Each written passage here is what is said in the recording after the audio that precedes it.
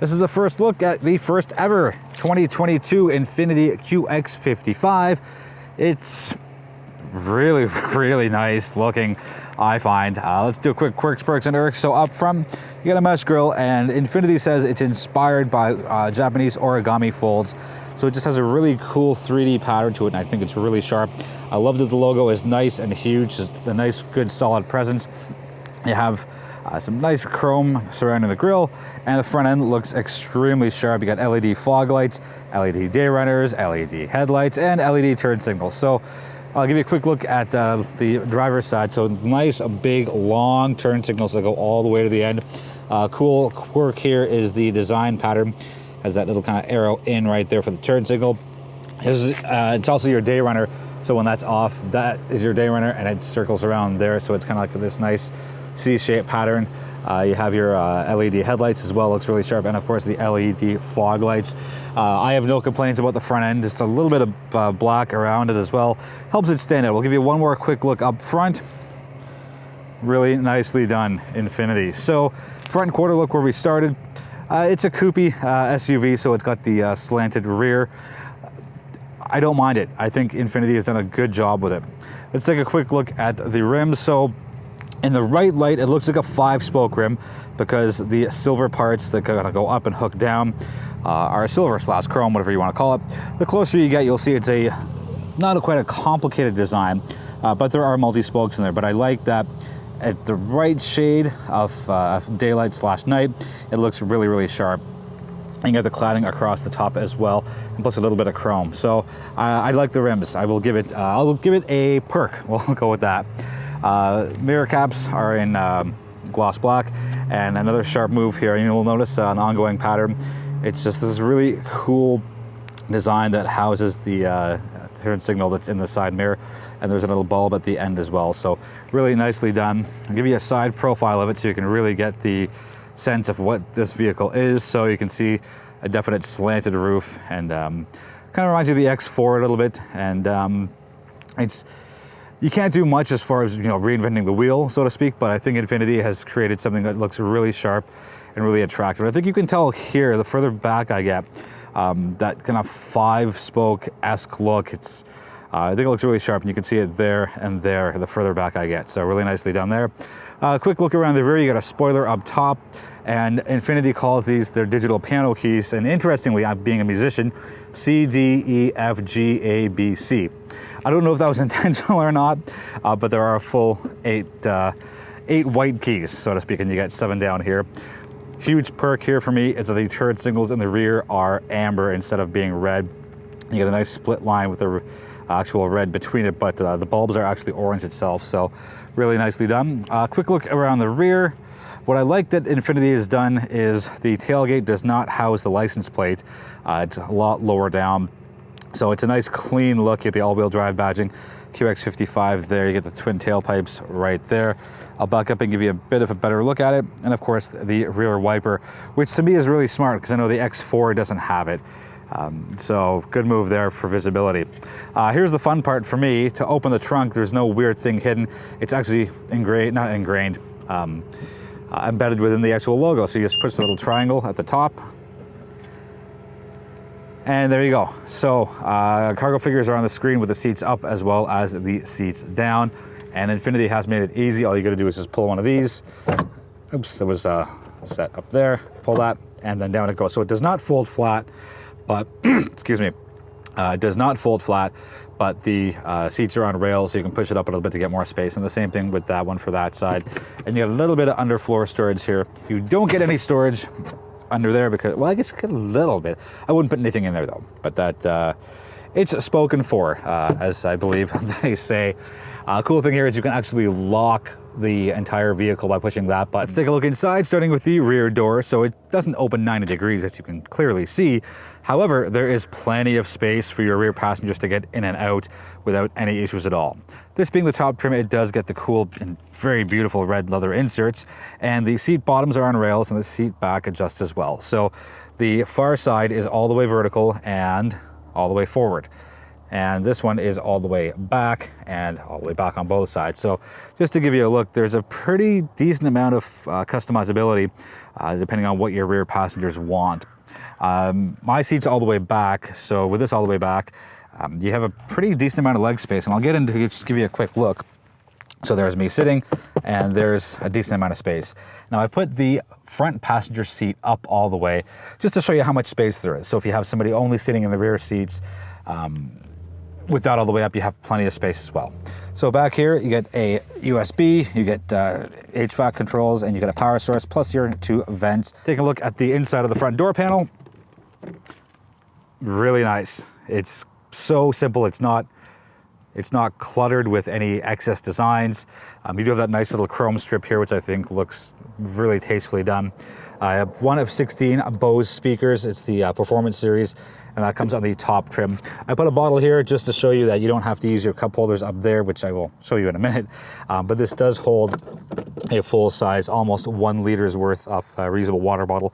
So you definitely have form and function. The seats, they're very comfortable. They're that's not a word. They are the zero gravity seats. Side bolsters, not very big, but very supportive. But it's the side bolsters here that make the big difference. Adding these zero gravity seats, get rid of a cat hair. I apologize for that. And you've got tremendously, beautifully looking and absolutely comfortable and soft seats that have just enough firmness. The cool quirk here is the seat, the front of the headrest is red, but the back is black. I think it's a nice cool touch. It just adds that uniformity all the way down. All right, let's get in and take a quick look at what's what. So start stop button is not there. It is right here. So let's take a look at the opening graphic. Little needle swipe from left to right. And it's their digital screen flanked by 2 analog dials on the outside. No big redesign here yet, and I think there doesn't really need to be because the system works just fine. This does have a heads-up display, as you can see right there, 9 inches of screen, and it projects lots of information, and it does it very clearly. Standard Infiniti steering wheel, look at the double line down the middle. It's very, very comfortable. I've always liked Infiniti steering wheel. Infiniti went with the same double stacked screen. So when I plug in my Apple CarPlay, it shows up here, and that is just kind of the standard thing that everybody is used to on the lower screen. You get your HVAC controls, as hard touch buttons on the outside. You can also do it digitally if you're so interested. You just hit climate, and then you play around there to get whatever it is that you want. Heated seats and cool seats here on the QX55, and the seats get cool really fast. Like I'm starting to feel it already. It's really nicely done. All right, down here, 2 USB ports, a little bit of a power source there. I call it the cigarette lighter adapter because I'm that old. A little storage bin here, and there are your cup holders. So I know I wouldn't put a cup in here or a bottle in here, just specifically me. I just find it gets in the way, but thankfully Infiniti has given us plenty of space down here. I like that this is a nice clean area. So start stop button and your gear shift. Some may think it should have been twisted 90 degrees, and I kind of think that as well sometimes, but I like how they made it all kind of streamlined towards the center. Get your park, neutral, and drive/manual modes, and there's your park button, so there's no mistaking it for anything else. Auto hold, parking brake, and your drive modes. There are only 3, so there's 4, sorry, my mistake. Eco, standard, sport, and personal. Big perk here, the red is oh so slight across the top here, and then it just really fans out and continues all the way across. And not only that, it continues through the center console lid, and I think that's such a cool design. You can see on the bottom right corner of your screen how it goes all the way across, and then the further up you go, it just kind of tapers off, gets thinner and thinner and thinner, and then we end up here. So I think it looks really sharp on the road with the 2022 QX55. So under the hood, every trim gets a 2.0 liter turbocharged 4-cylinder engine, and that gets you 268 horsepower and 280 pound-feet of torque. Driving impressions, I'm very impressed. It's only been a day, I've only done about 300 kilometers worth, but I gotta say, this QX55 drives more like a car than it does a crossover/SUV. it hugs the road, and the cornering and the handling are done with quite a high amount of precision. And it's not that SUVs don't do it with precision, but when you compare the QX55 to the four-door Q50 or the Q60 Coupe, I'm surprised at how agile the QX55 is on the driving dynamics side.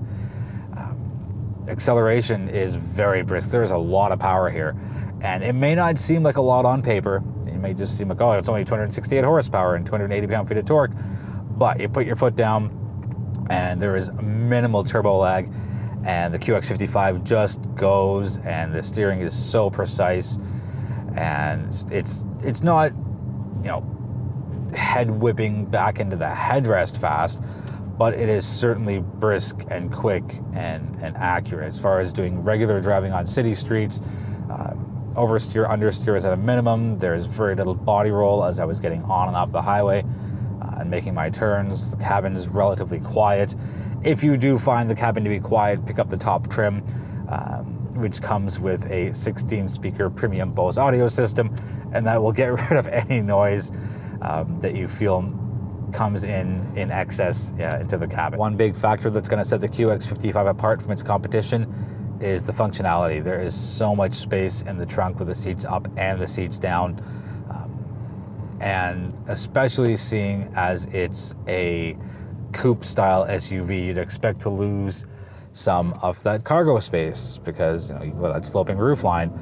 But with over 1,500 liters of cargo space with the seats down and over 700 liters of cargo space with the seats up, the functionality and utilitarianism here will definitely be an attraction point, because you're not buying, traditionally you're not buying a vehicle like this if it's just you.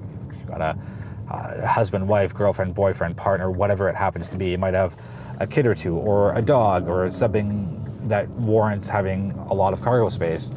So I think that's going to set the QX55 apart. On the safety side of things, there's a list of standard safety, and there's a list of what safety features come with this top trim. The heads-up display comes here. You get blind spot monitoring and the lane keep assist. It's all on the list on the screen for you to take a look at. And I'm pretty happy with the standard safety features here. One day, everything that we have today will be standard fare. Small irk for me here is the top screen out of the stacked screen, because the bottom one is so high res and precise and it looks absolutely gorgeous, but the top screen just doesn't have the same quality as the bottom screen does. The easy fix for that is to use Apple CarPlay or Android Auto, and it's offered wirelessly. I like to plug mine in, I like to have that hard connection, and I like to have my phone charging at all times. And sure, it's a cool feature, but for me, specifically speaking for one out of over 7 billion people in the world, I like to have it hardwired in. The design of the cabin is beautiful. Top trim, as you can see behind my head, gets the red leather, and it looks beautiful. It feels so comfortable, and that's just a testament to Infiniti's seats. And the zero gravity ones are, I've always liked them. I have yet to sit in a modern Infiniti and be uncomfortable. And during a day of almost 300 kilometers of driving, there is absolutely zero driver fatigue that I've felt. I've been up in the country, and I've been in a densely populated urban area, kind of just stuck in city traffic around lunchtime, and no fidgeting, no kind of twisting, turning, no recalibrating myself. It's a really comfortable driver's seat. It's going to wrap it up for the first drive of the 2022 Infiniti QX55. Overall, I'm impressed with it. I know it's a very small market for the coupe-like SUVs, but Infiniti isn't only competing with those of the similar body shapes. It's up against, the RDX is competition here. The NX is competition. Maybe a bit of a stretch is the RX, but it's in the luxury world. It's not only the coupe-like SUVs that are competing here with the 2022 Infiniti QX55. Got any questions on the 2022 Infiniti QX55? Let me know in the comments, and I'll do my best to get you answers as soon as possible. Again, this is just a day-long drive. It should be on the media fleet in a couple of weeks, where I'll get a full week with the QX55. Until then, thank you so much for watching. I really do appreciate the support, and feel free to subscribe if you haven't already, and feel free to tell somebody about the channel. Be well, be healthy, be safe, and I will see you in the next video.